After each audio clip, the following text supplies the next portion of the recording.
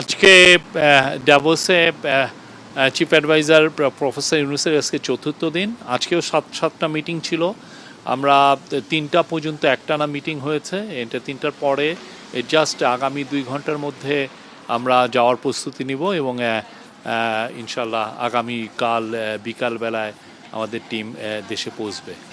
তো আজকের উল্লেখযোগ্য ঘটনা ছিল হচ্ছে WTOর যিনি ডাইরেক্টর জেনারেল, তার সাথে আজকে একটা খুব ফ্রুটফুল একটা মিটিং হয়েছে। আপনি জানেন WTO হচ্ছে যে পৃথিবীতে যে ট্রেডগুলো হয়, ট্রেডের যে ফ্যাসিলিটেশন ওরা করে এবং ট্রেড এগ্রিমেন্টগুলো অনেক ক্ষেত্রে ফ্যাসিলিটেট করে। তো এই ট্রেড এগ্রিমেন্ট, এই WTOর ইম্পর্টেন্সটা সাউথ এশিয়ান, মানে আমরা যারা LDC আছি বা গ্র্যাজুয়েশন করছি তাদের জন্য খুবই ইম্পর্টেন্ট। তো WTOর চিফ 2টা মেসেজ দিলেন, খুবই ইম্পর্টেন্ট মেসেজ।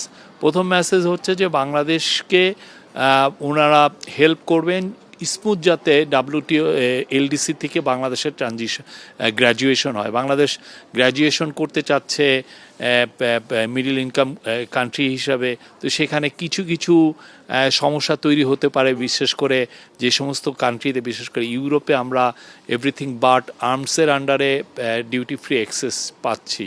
তো এই ডিউটি ফ্রি অ্যাক্সেসটা একটা সময় 2029-এ যে শেষ হয়ে যেতে পারে। তো এই জায়গাগুলো যাতে আমাদের ট্রানজিশনটা স্মুথ হয়, আমরা যেহেতু কন্টিনিউ টু মানে বেনিফিট ফ্রম আমাদের অন্যান্য যেগুলো আমরা ডিউটি ফ্রি অ্যাক্সেস পাচ্ছি সেই জায়গাগুলো যেন ইনট্যাক্ট থাকে, সেই পুরো বিষয়টাই WTO বাংলাদেশকে হেল্প করবে, উনি অ্যাসুর করেছেন। আরেকটা ইম্পর্টেন্ট জিনিস হচ্ছে যে গ্লোবালি যে ম্যানুফ্যাকচারিংয়ের ডিসেন্ট্রালাইজেশন হচ্ছে। আপনি ম্যানুফ্যাকচারিং একসময় খুবই ফার ইস্টার্ন ন্যাশন বা চায়নাতে কনসেন্ট্রেট করছিল, তো ওইখান থেকে অনেকে রিলোকেট করছেন। রিলোকেট করার কারণে সাপ্লাই চেন রিলোকেশন হচ্ছে এবং সাপ্লাই চেনের একটা বড় অংশ যাতে বাংলাদেশে আসে সেটার জন্য প্রফেসর ইউনূস তাকে বলেছেন এবং উনি বলেছেন যে আমরা এই কাজটা করব, আমরা বাংলাদেশের জন্য এই কাজটা করব, বাংলাদেশে যাতে সাপ্লাই চেন রিলোকেট হয়। ইনফ্যাক্ট উনি কিন্তু সরাসরি বলেছেন যে ওনারা অলরেডি বলেছেন অনেককে অনেক বিগ বিজনেসকে পারসুয়েট করছেন যে তারা যেন বাংলাদেশে রিলোকেট বাংলাদেশের জন্য তাদের সাপ্লাই চেনটা রিলোকেট করে। তো এর বাইরেও আজকে অনেকগুলো তারপরে WTOর সাথে WTOর ডিজি উনি জানেন নাইজেরিয়ান ডক্টর এনগোজি ওকনজি ইউএলা, উনি বলেছেন যে বাংলাদেশের সাথে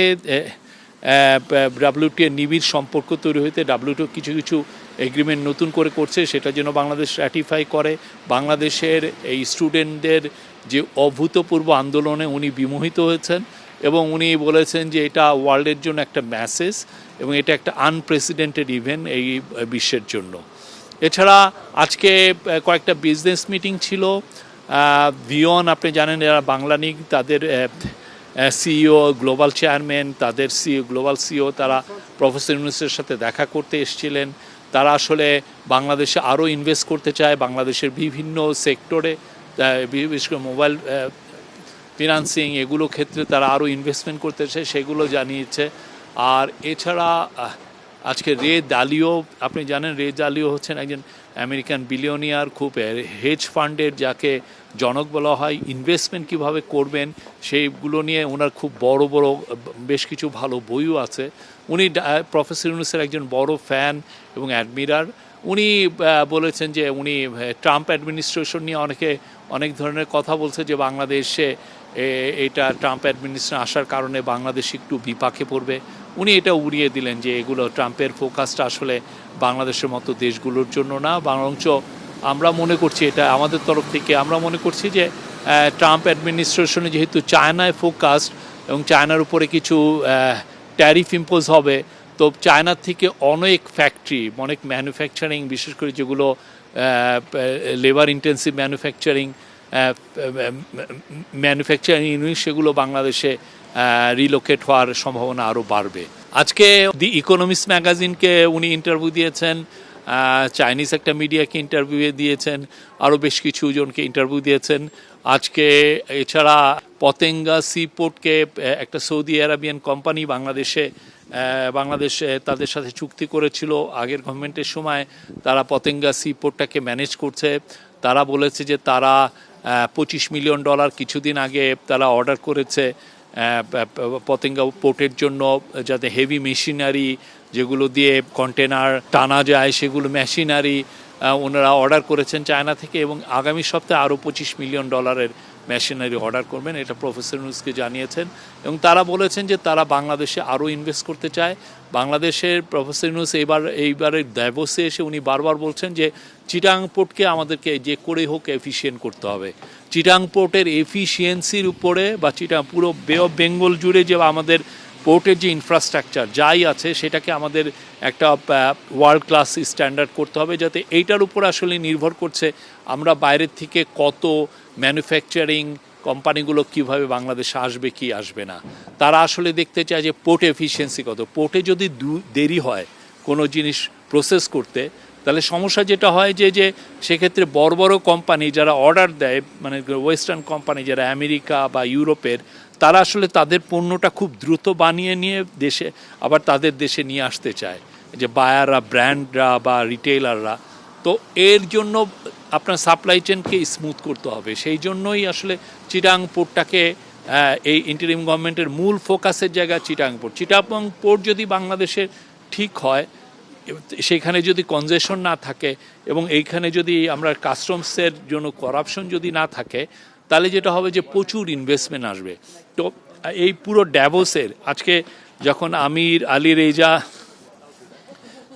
যার কোম্পানি এখন রেড সি গেট, যারা সৌদি কোম্পানি যারা পতেঙ্গা টার্মিনালকে অপারেট করছে, এবং কালকে দুবাই গতকাল মার্কস লাইনের ওদের রবার্ট মার্কস উলা উনি আসছিলেন, এবং আরও কালকে সুলতান আহমেদ বিন সোলাইমান উনি ডিপি ওয়ার্ল্ডের লার্জেস্ট পোর্ট কোম্পানি তারা আসছেন। তাদের কমন থিমই হচ্ছে যে তারা বাংলাদেশে ইনভেস্ট করতে চায়, এবং এই ইনভেস্টের কারণে তারা দেখছে যে ইনভেস্টমেন্ট যদি ঠিক মতো হয়, চিটাং পোর্টের যদি এফিসিয়েন্সি আমরা কয়েক গুণ বাড়াতে পারি, আমরা সুনিশ্চিত billions of dollars of investment বাংলাদেশে আসবে। এটা তারাও বলেছে। প্রফেসর ইউনূসও এই মেসেজটা ড্যাভোসে এসে সবাইকে দিয়েছেন যে তাদের বাংলাদেশের এটা একটা খুবই একটা ভাইটাল জায়গা, যেটা এই বাংলাদেশে ইন্টারিম গভর্নমেন্ট এই জায়গাটায় রিফর্ম করবে। সেটা নিয়ে স্পেশাল এনভয় লুৎফে সিদ্দিকী কাজ করছেন, চিটাং পোর্ট কর্তৃপক্ষ কাজ করছেন। পুরো ইন্টারিম গভর্নমেন্টের পুরো রিফর্ম, ইকোনমিক রিফর্মের একটা বড় অংশ জুড়ে থাকবে চিটাগাং পোর্ট। আজকে এটা নিয়ে আরও আর এই যে তিনটা বড় কোম্পানি বা বাইরের কোম্পানিগুলো যে বাংলাদেশে ইন্টারেস্ট শো করেছে, এই ইন্টারেস্ট শো করার বড় মেসেজটা হচ্ছে যে Bangladesh is now open for business. বাংলাদেশে 15 বছরে যে লুটপাট চোরতন্ত্র শেষ হয়েছে, বাংলাদেশ এখন বিজনেসের জন্য সম্পূর্ণভাবে প্রস্তুত, এবং যে কোনো ডিল, যে কোনো ইন্টারন্যাশনাল বড় কোম্পানি বাংলাদেশে এসে ডিল করতে পারে।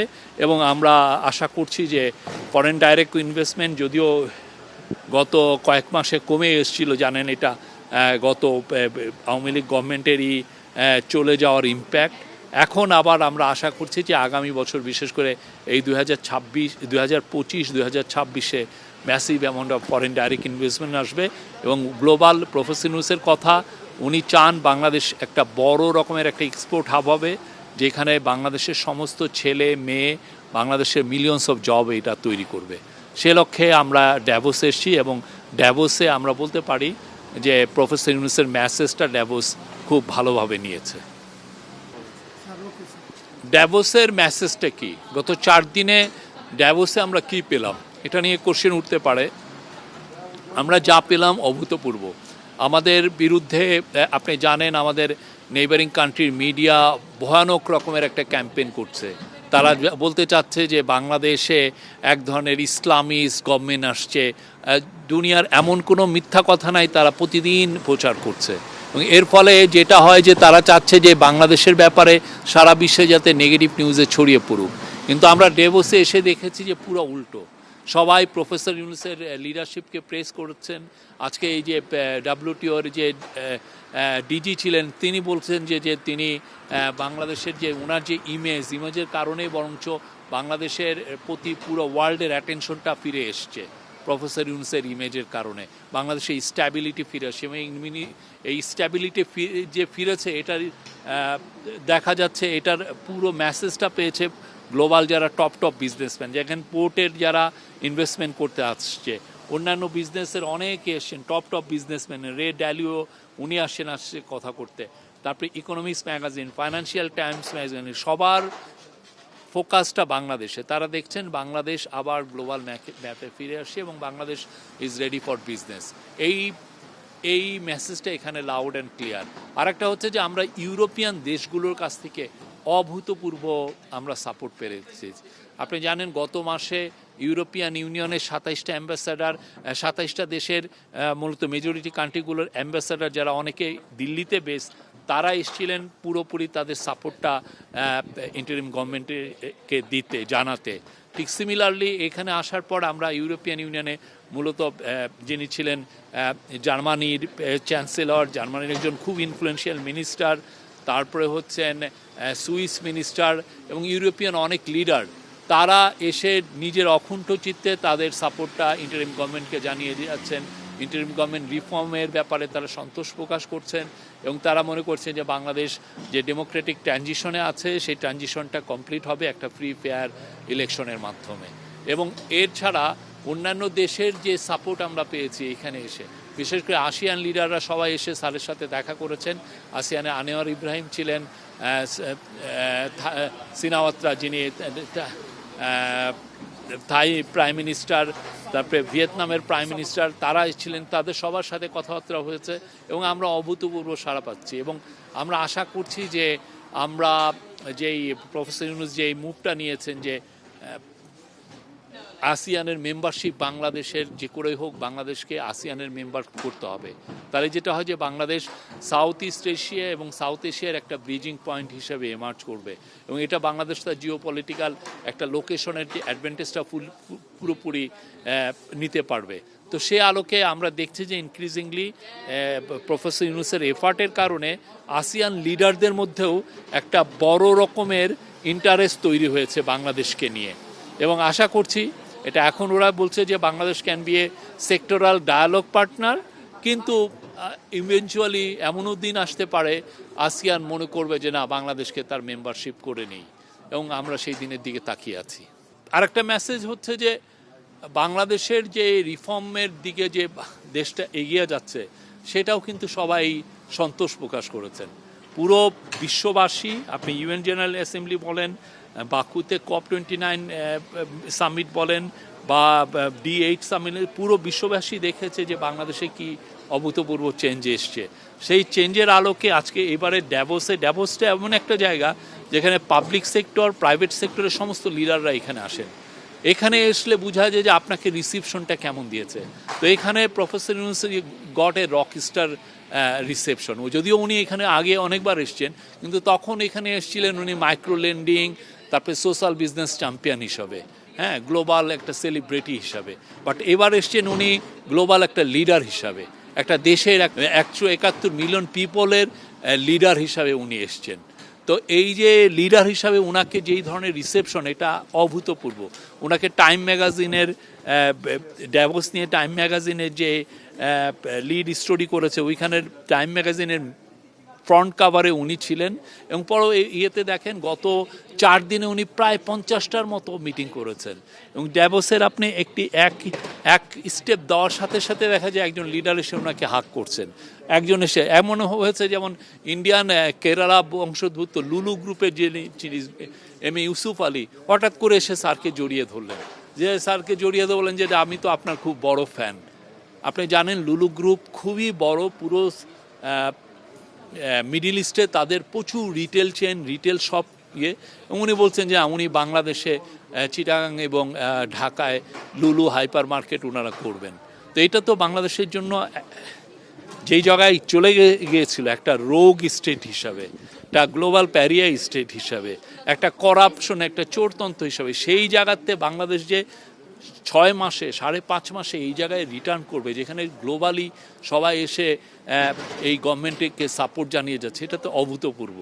এই অভূতপূর্ব জায়গার থেকে এখন বাংলাদেশকে সামনে নিয়ে যেতে হবে এবং সেটার জন্য প্রফেসর ইউনূস কাজ করছেন। উনি আরও অনেক লিডারের সাথে কথাবার্তা বলছেন। আমরা আশা করছি যে এই ধরনের রেসপন্স আমরা পাচ্ছি, বাংলাদেশ তার সমহিমায় গ্লোবাল স্টেজে ফিরে আসবে।